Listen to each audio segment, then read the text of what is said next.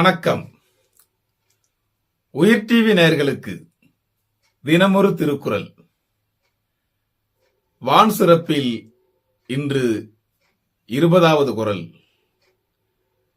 நீரின்று அமையாது உலகெனின் யார் யார்க்கும் வானின்று அமையாது ஒழுக்கு. நீரின்று அமையாது உலகெனின் யார் யார்க்கும் வானின்று அமையாது ஒழுக்கு. இதன் பொருள், நீர் இல்லாமல் இவ்வுலகில் வாழ முடியாது. அதுபோல மழை பெய்யவில்லை என்றால் ஒழுக்கமும் நிலைபெறாது போய்விடும். அதாவது, நீரில்லாமல் இவ்வுலகில் வாழ முடியாது.